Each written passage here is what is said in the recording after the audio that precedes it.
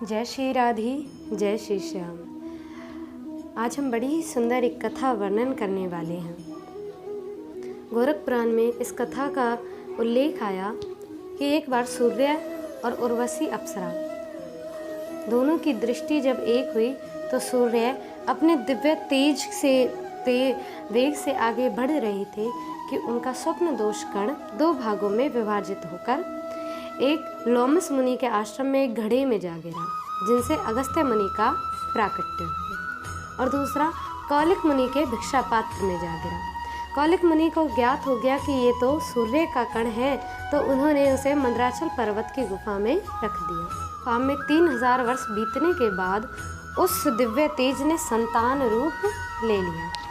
अब उस घड़े से निकल करके उस पात्र से निकल करके जैसे ही बाहर वो बच्चा रोने लगा, शोर करने लगा कि उधर एक हिरनी गर्भवती थी, जिसके 2 बच्चे हुए, 2 संतानें ने जन्म लिया। उधर उस हिरनी ने देखा कि ये भी मेरी संतान है, तो उस बच्चे को भी वो अपने ही संतान मानने लगी और मानो बिल्कुल अपने उन दोनों बच्चे हिरनों की तरह उनका पालन करने लगी। लेकिन अब मनुष्य जो वो दिव्य संतान हिरनी का दूध पी करके थोड़े बड़े हुए।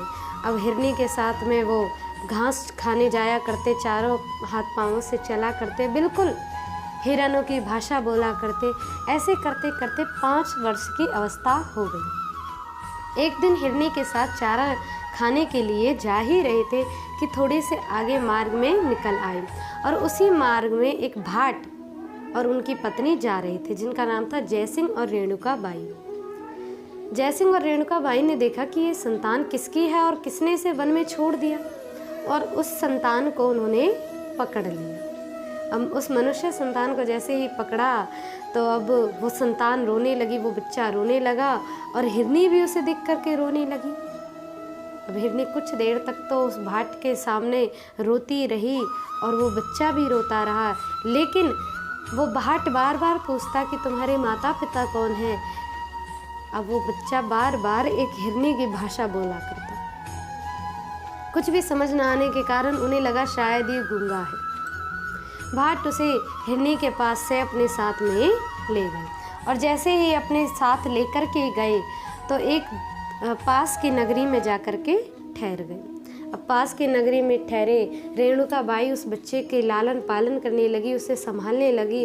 एक दिन काशी नगरी में जा पहुँचे, और जब काशी नगरी में जा पहुँचे तो काशी नगरी में शिव मंदिर में प्रवेश ही किया कि भीतर से शिव मूर्ति से आवाज़ आई कि आओ भर्तरी, तुमने अवतार ले लिया। अब ये शब्द सुन करके जयसिंह ने कहा कि रेणुका, मानो हमारा जो ये पुत्र है ये दिव्य अवतार है, इसका नाम भर्तरी है। स्वयं शिव जी ने इसे पुकारा है, तब से इसका नाम रख दिया भर्तरी। अब श्री भर्तरी जी महाराज, जिनकी कुंडली में मानो राजयोग है, बच्चों के साथ खेला करते तो स्वयं राजा बन जाते, स्वयं ऐसा करते, किलोल किया करते।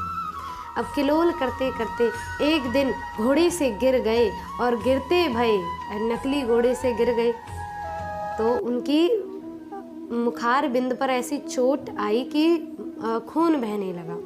ऊपर से सूर्यदेव इस दृश्य को देख रहे थे। सूर्यदेव अपने पुत्र को पहचान गए और ब्राह्मण रूप धारण करके उसके पास आए।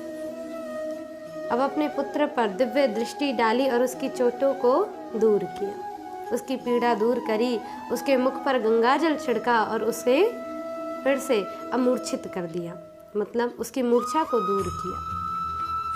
अब मूर्छा को दूर करने के पश्चात उसे अपने साथ लेकर के जा पहुँचे जयसिंह के पास। अब जयसिंह ने कहा कि प्रभु आप कौन हैं और कैसे आगमन हुआ, तो सब पूर्ण व्याख्यान बतलाया कि मैं इस बच्चे का पिता हूँ, जो आपको अपना पुत्र सौंपने आया हूँ। तो बोले आप कैसे इसके पिता हो, तो बोले मैं सूर्य देव हूँ। और संपूर्ण व्याख्यान बतलाया कि कैसे इसका जन्म हुआ और कैसे ये हिरनी के साथ में वन में पला बढ़ा। इस बात को सुनकर जयसिंह और रेणुका बाई बड़े प्रसन्न हुए। अब तो वो भर्तरी भिक्षा मांग लाते और खा लेते, ऐसे जीवन यापन करती। थोड़े समय पश्चात जब वो 18 वर्ष के हुए तो एक दिन मन में विचार कर रेणुका ने कहा कि प्रभु अब इसका विवाह कर देना चाहिए। जयसिंह ने कहा अवश्य ही अब इसका विवाह कर देना चाहिए, तो चलो हम अपने पूर्व निवास स्थान पर चलते हैं जहाँ हम इसका दिव्य विवाह करेंगे। अब जैसे ही जाने लगे कि मार्ग में किसी वन से निकल कर जा रहे थे कि चोरों ने उनका धन लूट लिया और जयसिंह को मार दिया। जयसिंह को मरा देख उनकी पत्नी रेणुका ने भी प्राण त्याग कर दिया। इधर उन दोनों का दाह संस्कार कर भर्तृहरि जी मन में दुख और शोक प्रकट करते हुए आगे बढ़ने लगे कि एक बंजारों की टोली के पास जा पहुँचे। बंजारों ने कहा कि आओ बेटा, कैसे तुम्हारा आगमन हुआ है, संपूर्ण लीला बतलाई।